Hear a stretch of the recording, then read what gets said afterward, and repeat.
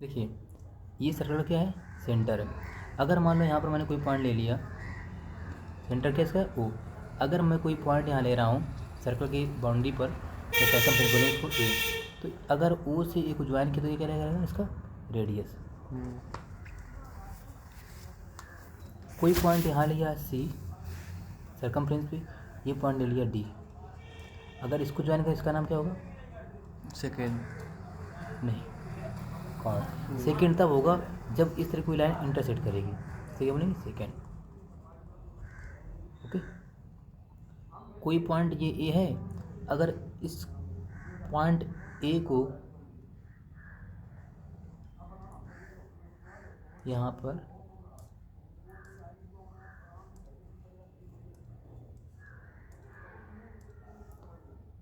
इस point A को touch करते हुए एक लाइन ड्रा करेंगे, लाइन ड्रा की। अब देखिए इसका नाम है पी क्यू दे दिया, P Q is a line जिस सर्कल को ए पॉइंट पे टच करें, इसके बोलेंगे टेंजेंट। अगर सर्कल के सेंटर से कोई लाइन, या हम कहते हैं लॉन्गेस्ट कॉर्ड अगर जो होगा वो क्या कहलाएगा, डायमीटर। ये क्या है, डायमीटर है। मान लो इसका नाम दे दिया मैंने E F, E F is a diameter. O E और ओ एफ ये भी तो रेडियस है, क्योंकि आर प्लस आर 2r होता है, डी बराबर 2r, डायमीटर रेडियस का डबल होता है। एक चीज़ और है कि रेडियस एंड टेंजेंट, जो कॉन्टेक्ट पॉइंट होता है ना, ये ए पॉइंट है तो ये आपस में क्या है, ईच अदर परपेंडिकुलर होती हैं। Radius and tangents are perpendicular to each other. ठीक है, कोई सर्कल बनाया और यहाँ ये सेंटर है और ये इसका रेडियस, अगर यहाँ जो पॉइंट होगा कॉन्टेक्ट पॉइंट, अगर यहाँ से टेंजेंट ड्रा करें क्या होगा, परपेंडिकुलर। ठीक है, एक थ्योरम और होती है, सर्कल का सेंटर ये ओ है, ये क्या कहलाएगा, C D, C D is a chord. Circle के सेंटर से जो कॉर्ड लाइन ड्रा की जाती है वो बाइसेक्ट परपेंडिकुलर होती है, बाइसेक्ट भी करते हैं हाँ उसको। मतलब को उसको अगर जैसे मान लो सी डी, यहाँ पर मान लो इसका पॉइंट मैंने दे दिया ए, तो कंडीशन क्या होगी, C A equal to A D and O A perpendicular C D. तो ये पॉइंट लिख सकते हो, देख लो, radius of circle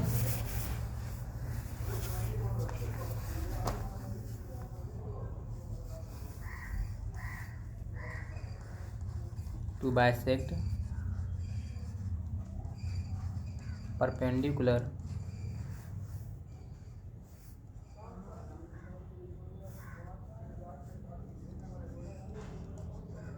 chord of its circle.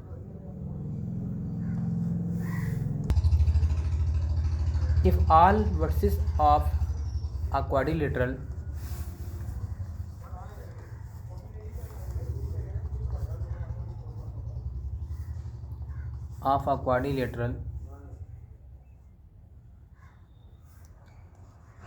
lie on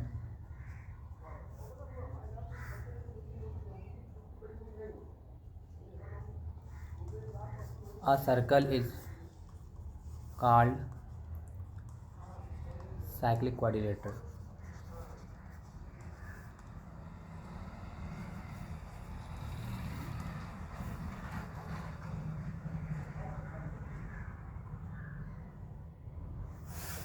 हो गया। देखिए जैसे ये कॉन्टेक्ट पॉइंट वाला, इसका मान लो पी पॉइंट है कॉन्टेक्ट, ठीक है, ये पॉइंट इसका कौन सा क्यू है, ये आर है और ये कॉन्टेक्ट पॉइंट क्या है एस। तो कंडीशन अभी आपने पढ़ा है theorem, tangent drawn from external point are equal. अगर आप देखें सी एक बाहरी पॉइंट है तो ये जो एस सी है और ये आर सी, ये आपस में क्या होंगे, इक्वल होंगे। ऐसे पॉइंट डी बाहरी पॉइंट है, एक्सटर्नल पॉइंट, तो ये पी डी और डी एस ये क्या काम करेंगे, टेंजेंट का, तो ये क्या होंगे, इक्वल। इसका एक प्रूफ आया है, ये एक्सटर्नल पॉइंट है तो यहाँ पर ए पी इक्वल टू क्या होगा, ए क्यू। ये तो मालूम है पहले से कि अगर सर्कल के बाहर कोई पॉइंट दिया गया है तो यहाँ से ये जो टेंजेंट ड्रा करेंगे वो आपस में क्या होंगे, इक्वल होंगे। मान लो ए पॉइंट इसका कॉन्टेक्ट पॉइंट है, यहाँ ये बी पॉइंट है, तो पी ए इक्वल टू क्या होता है, पी बी। फिर हम क्या है, tangent drawn from external point are equal. इस केस में क्या हो, A P equal to P B. ये पॉइंट क्लियर है। Next dilating alternate segment. देखिए एंगल सेगमेंट थ्योरम क्या है, ध्यान देना कि ये जो टेंजेंट पॉइंट दिख रहे हैं ना आप, ये तो इसमें क्या होता है कि इसके थ्रू ये जो angle B A Y, angle B A Y equal to क्या होगा, इसी के द्वारा, इसी टेंजेंट के द्वारा, इसी पॉइंट से जो इसके सरकमफ्रेंस पे एंगल बन रहा है, इसका नाम क्या है, ए सी बी, ये क्या होगा, इक्वल होगा। यही क्या अल्टरनेट सेगमेंट थ्योरम है। अगर मान लो ये वाला एंगल जिसका नाम क्या है, ए बी सी, तो ये किसकी इक्वल हो जाएगा, इस वाले के हो जाएगा ना। लिख सकते हैं यहाँ पर C A X equal to C A X equal to A B C, A B C. Concentric circle क्या होता है, circles having the same centre,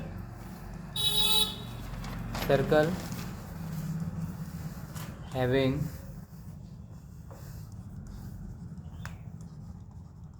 the same center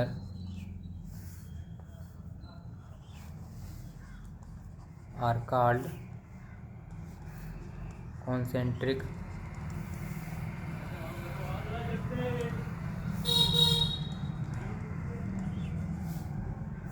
ये सर्कल सेंटर है। अगर यहाँ से इस वाले सर्कल की रेडियस स्मॉल आर मान लेंगे, सेंटर तक वही है ओ, और ये वाले इस वाले के लिए होगा कैपिटल आर मानेंगे, तो सर्कल का सेंटर सेम रहेगा, इसके सरकमफ्रेंस अलग अलग होंगे तो रेडियस भी अलग होगी, तो ये कहलाते हैं कोसेंट्रिक सर्कल।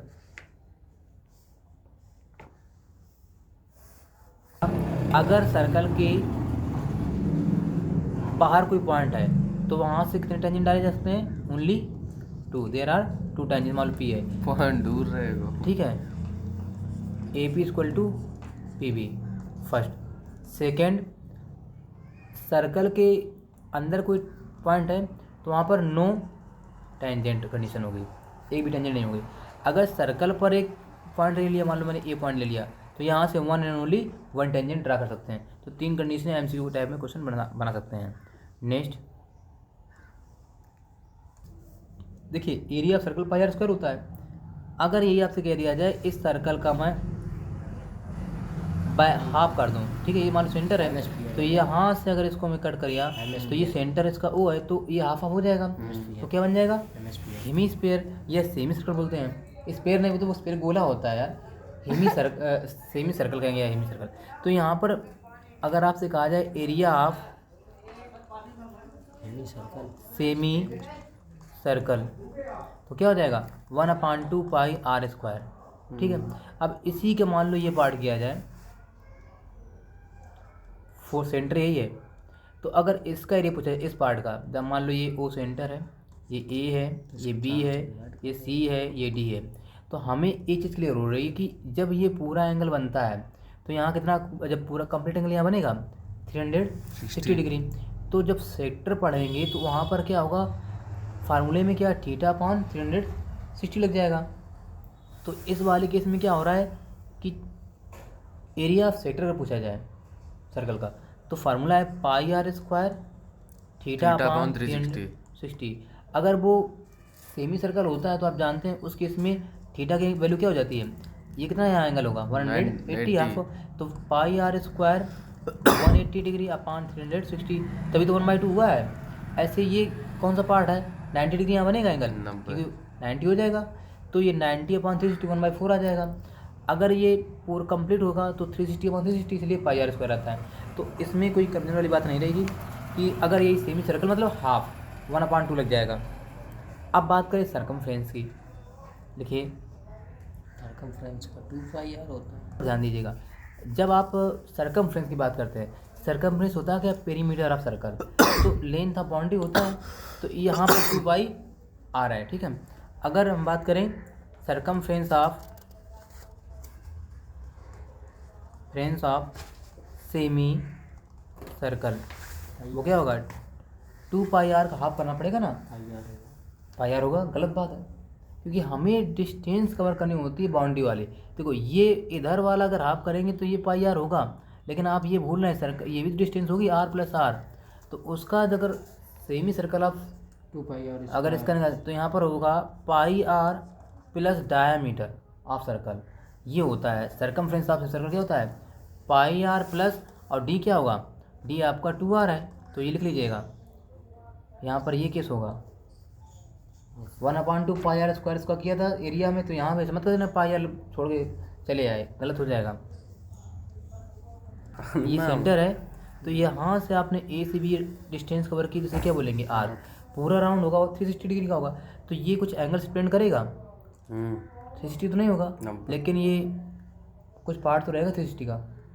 तो मुझे यहाँ पर जो ए बी की बात करें, केवल ए बी, तो ए बी क्या है, A B is a minor arc, और मैंने यहाँ पर कोई पॉइंट ले लिया सी, तो ए सी बी क्या होगा, या बी सी ए एक मेजर आर्क हो जाएगा।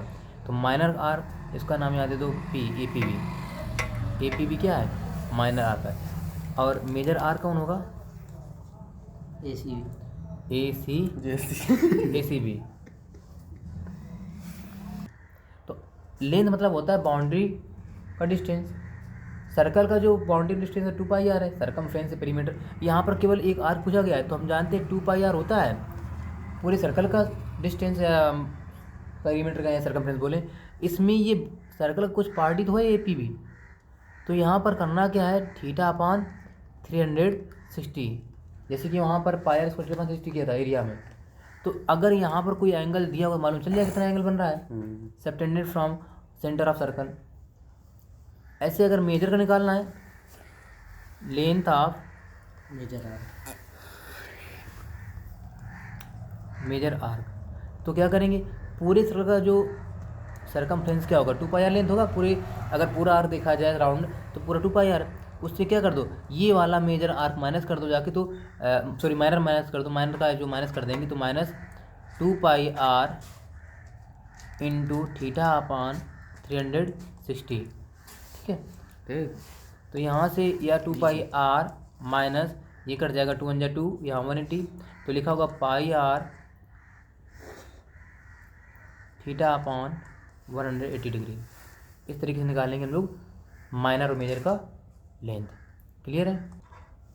Area close by the arc and its two radius, देख रहे ओ ए और ओ बी, इसके द्वारा एक एरिया देख रहे बनना, ये कौन सा है, इसका नाम ओ ए पी बी माइनर होगा, तो इसे बोलेंगे माइनर सेक्टर। और जो ये आपका ये इधर वाला है ओ ए सी बी ओ, ये मेजर कहलाएगा। तो इसका एरिया कैसे निकालेंगे, आप सर्कल का एरिया क्या पढ़े हैं, πr² पढ़े हैं, तो आपको मालूम है ये इसका कुछ पार्ट होगा, तो एंगल पूरा 360 तो राउंड करेगा नहीं, कुछ पार्ट करेगा, उसको क्या माने मैंने, थीटा। तो लिखेंगे एरिया ऑफ माइनर सेक्टर, तो एरिया मतलब πr² होता है, यहाँ थीटा अपन क्या कर देंगे 360 डिग्री। समझ में आया। अगर एरिया ऑफ मेजर आर्क का आ जाए, मेजर सेक्टर सॉरी, तो एरिया ऑफ मेजर सेक्टर में क्या करेंगे, पूरे सर्कल का एरिया कितना होता है, πr² होता है, उससे क्या कर दो, ये माइनर का जो एरिया आया, माइनर का एरिया क्या है, -πr² θ/360 डिग्री। बात क्लियर, नोट करिएगा। सर्कल पर हमें एक पॉइंट लिया, मान लो ए, और ये लिया बी, ए से बी को ज्वाइन किया तो क्या कहलाएगा, सेगमेंट। तो यहाँ पर जो ए सी बी ये एरिया देख रहा है, इसे बोलेंगे माइनर सेगमेंट। जो एरिया ये ए डी बी है वो क्या कहलाएगा, मेजर सेगमेंट। तो यहाँ पर पूछेगा एरिया ऑफ माइनर सेगमेंट। चलो एक काम करते हैं, यदि मैं सेंटर यहाँ ओ से ए को ज्वाइन कर दूँ, इसको ज्वाइन कर दिया, तो यदि मैं इस जानता हूँ ओ सी बी ओ, ये माइनर सेक्टर है, अगर मैं इसके एरिया से ये वाला एरिया, ये वाला कौन सा, ओ ए बी, एक ट्रायंगल बनेगा, इसको माइनस कर दूं तो ये वाला एरिया निकल के आ जाएगा। समझ रहे हो? अगर हम जो माइनर सेक्टर के एरिया फॉर्मूला पढ़े थे पाई आर स्क्वायर थीटा अपान 360 में, अगर मैं ये एरिया माइनस कर दूँ कौन सा, ट्रायंगल ओ ए बी का, तो भैया यही बचेगा ना पूरे से। तो मैं लिखूँगा यहाँ पर area of minor segment equal to pi are square minus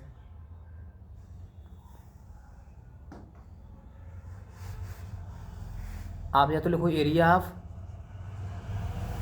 triangle O A B. मान लो यहाँ पर एंगल दिया होगा 60 70 90 कुछ भी दिया होगा, तो आप अगर ये फाइंड कर पा रहे हो 1/2 टू हेड लग सकता है अगर ये परपेंडिकुलर है, मोस्टली ये रहता है। यदि नहीं है तो हो सकता है 60 दिया हो या 30 दिया हो या 45 दिया गया हो, ऐसा दिया होगा जो आपने ट्रिग्नोमेट्री में वैल्यू पढ़ी है 30 या 45 या 60 ऐसा दिया होगा। तो यहाँ पर pi are square minus 1/2 R square sine theta भी अप्लाई किया जा सकता है। यहाँ से क्या आ जाएगा, एरिया ऑफ माइनर सेगमेंट। अगर अब मेजर कहा जाए एरिया ऑफ मेजर सेगमेंट, उस केस में क्या करोगे, आप पूरे सर्कल का एरिया जानते हैं क्या होता है, पाई आर स्क्वायर माइनस क्या कर दोगे, area of minor segment minus area of minor segment. तो आपको चाहे वो सेक्टर से हो या सेगमेंट से हो, मेजर निकालने के लिए पहले माइनर आपको पता करना पड़ेगा, उसके बाद direct pi are square minus मतलब माइनर एरिया निकालो हाँ तो एक ही लगेगा, अगर मेजर निकालो दोनों फॉर्मूले लगेंगे। हाँ, सेक्टर में हमें area of circle pi are square, area of sector, area of segment, length of arc, इन्हीं सब फार्मूलों को याद रखेंगे, क्वेश्चन हो जाएंगे। ये आर नहीं, ये पाई है भाई, सब रिकॉर्ड हो गया। ये पाई है, ये पाई, ठीक है। इस क्वेश्चन में निकालना एरिया ऑफ शेडेड पोर्शन। कैसे निकालेंगे, आप देख रहे हैं इसमें एक ये सेक्टर बन रहा है जिसका नाम है ओ ए, और यहाँ ये कौन सा इधर वाला एरिया पूरा डी, ओ ए डी बन रहा है, एक स्लाइस है सेक्टर है। तो ऐसे एक आपका एक बड़ा सा है ओ बी सी, दो सेक्टर है। यदि मैं ओ बी सी जो सेक्टर है उसमें से ओ ए डी सेक्टर का माइनस कर दे एरिया का, तो यहाँ पर लिखेंगे एरिया ऑफ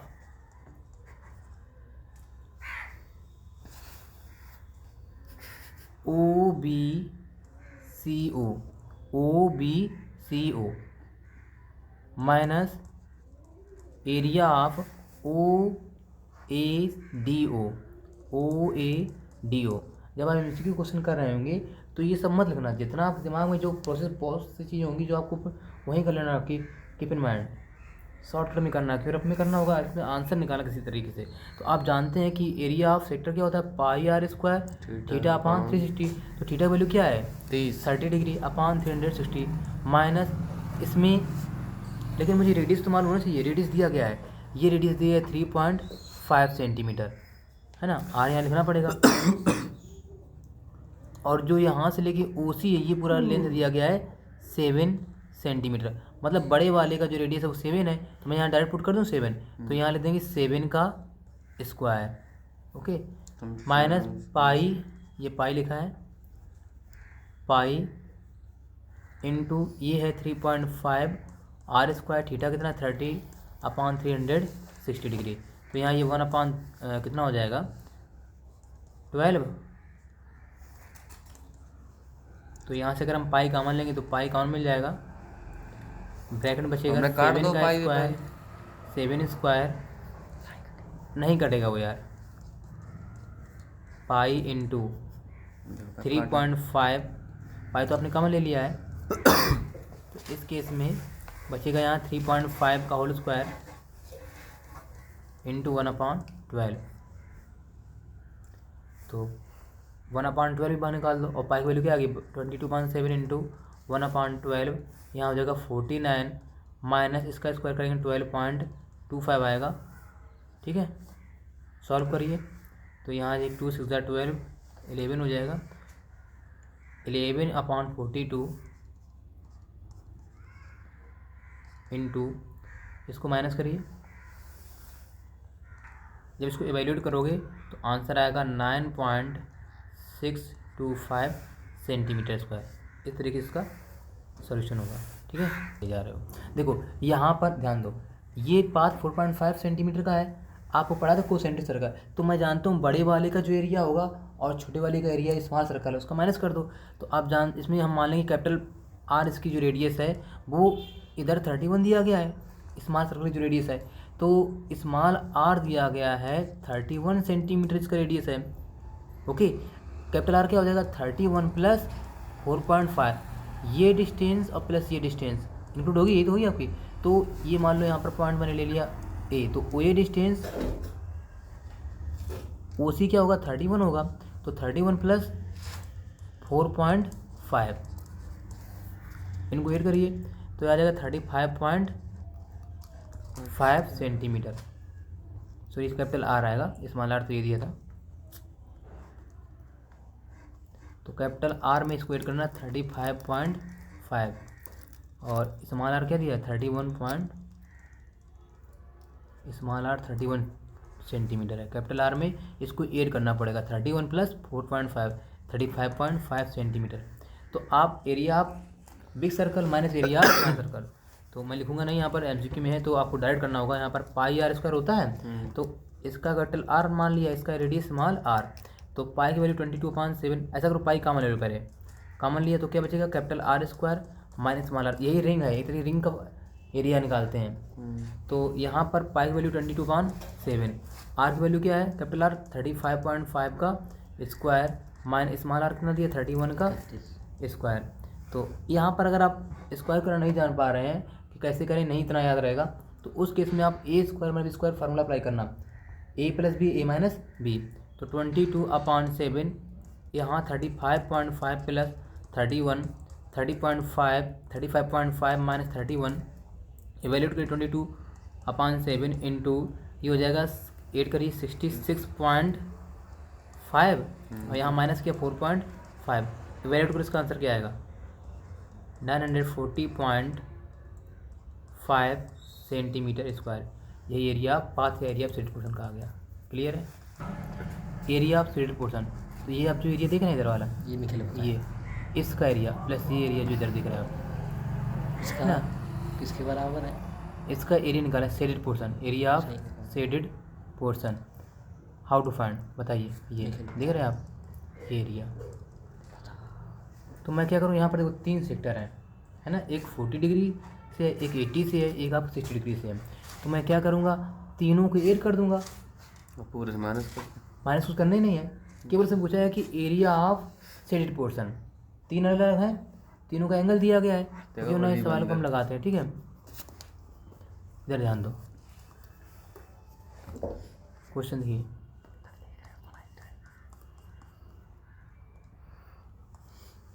यहाँ पर 3 एंगल है, हम पहले वाले को मान लेंगे थीटा, देखो रेडियस तो सेम ही रहेगा सबका, और इसमें रेडियस दिया गया है, जो रेडियस है वो इसका हर रेडियस इसका 7 सेंटीमीटर, इस रेडियस वाइज सेम ही रहेगा ना, चाहे हम इस साइड बोलें या ये सब रेडियस ही तो हैं, वो R7 दिया गया है। और इसकी जो एंगल पहला मान लो θ1 40 डिग्री है, θ2 कितना है 60 डिग्री है, θ3 मान लो 80 डिग्री दिया गया है। तीनों के एरिया का मुझे ऐड कर देना है, तो area of E sector 180 add करो, तो pi are square θ1/360 degree pi are square θ2/360 degree pi are square θ3/360 degree.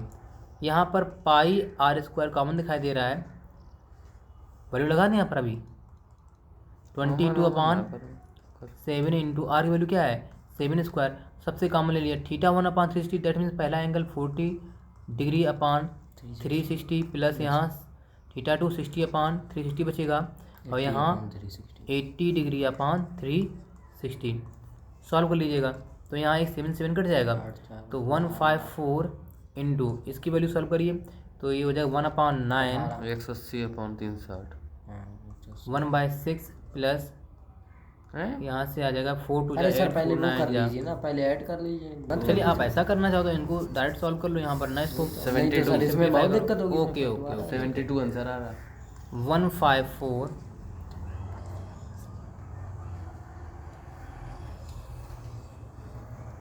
Simplify करेंगे तो यहाँ से आ जाएगा 360 एलसीएम आएगा 40 प्लस 180 हो जाएगा। ये 1/2 निकल के आ जाएगा फ्रैक्शन 1/2 तो 77 सेंटीमीटर स्क्वायर इसका आ जाएगा। तो सम ऑफ ऑल जो सेक्टरों का सम कितना आ रहा है 77। तो एरिया पे ही 70% हो गया। नोट करिए सवाल को। 150। कोऑर्डिनेट ज्योमेट्री में आपको कोऑर्डिनेट सिस्टम देखना है। इन द फिगर आप फिर बनाते हैं। यहाँ पर हम एक कार्टेशियन प्लेन आप पढ़ गए होंगे क्लास। ये पेज ही चेंज कर दिया। सर वो नहीं है, लाइन भी होगी। वीडियो चला देखिए ये आपका y डैश है।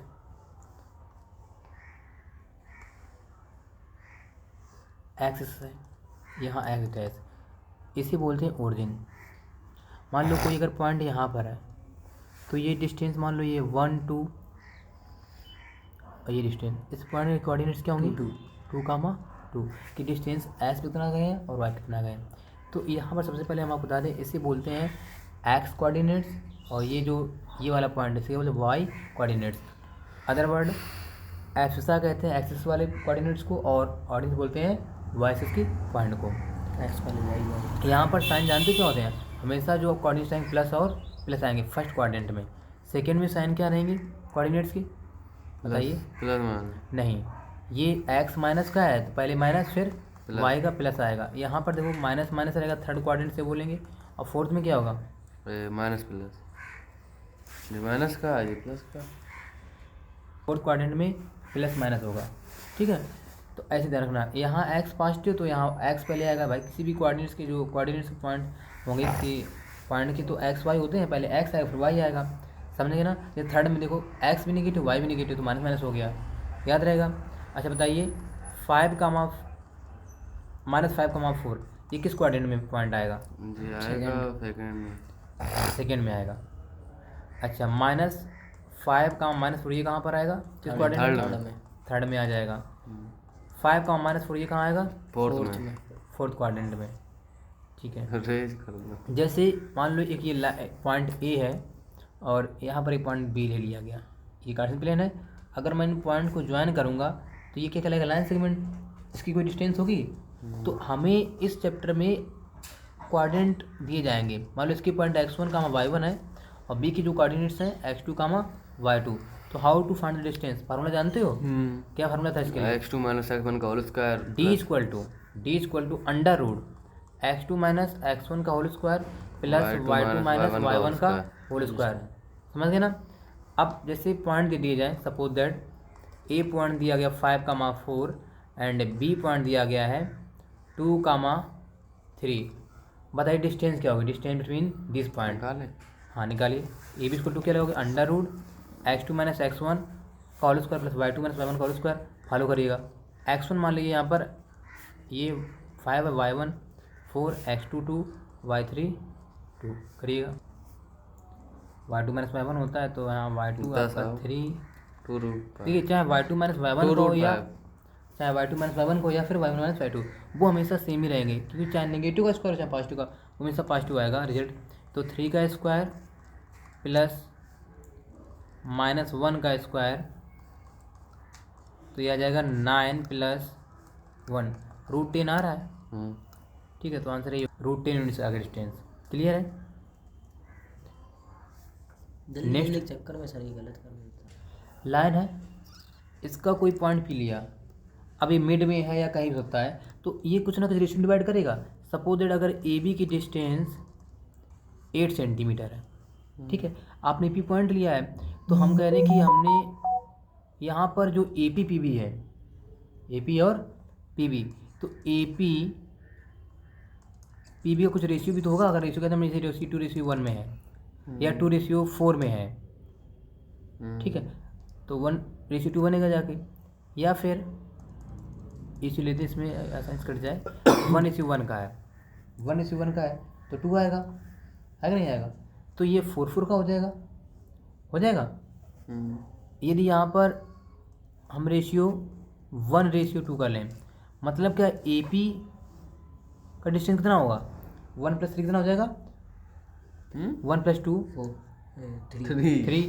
3x इक्वल टू क्या हो जाएगा 8x आ जाएगा 8/3। तो यहाँ से कुछ डिस्टेंस आएगा, जैसे अगर पहला वाला अगर ए पी है तो ए पी कितना आएगा, ए पी को x माना है तो 8/3 डिस्टेंस करेगा, 3 2 6 2.66 समथिंग आएगा।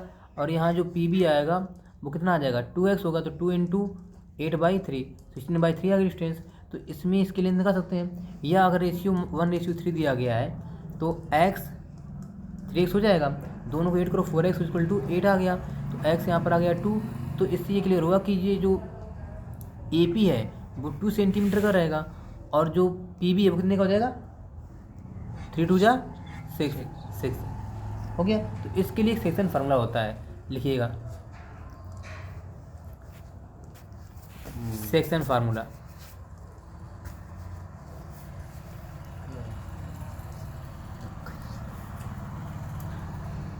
M1x2 कोऑर्डिनेट्स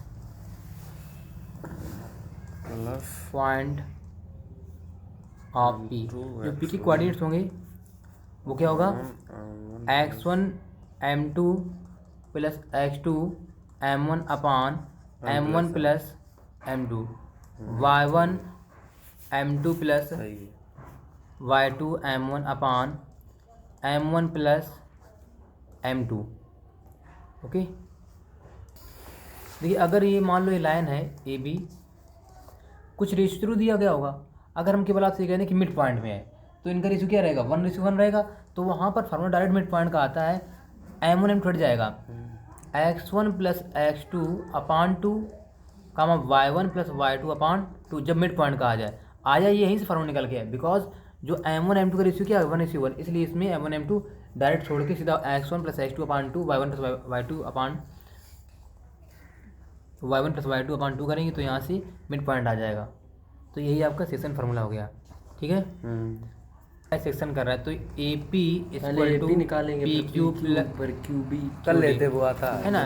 तो यहाँ से इसका A P P Q Q D का कुछ रेशियो होगा या लेंथ दिया जाएगा, उसे बोलेंगे ट्रांसेक्शन पॉइंट्स ऑफ ट्रांसेक्शन कर पाएंगे, डिस्टेंस फार्मूला से लग जाएगा, या कभी आपको इसमें सेक्शन फार्मूला भी अप्लाई करना पड़ेगा। तो इसी टॉपिक में इतने क्वेश्चन थे।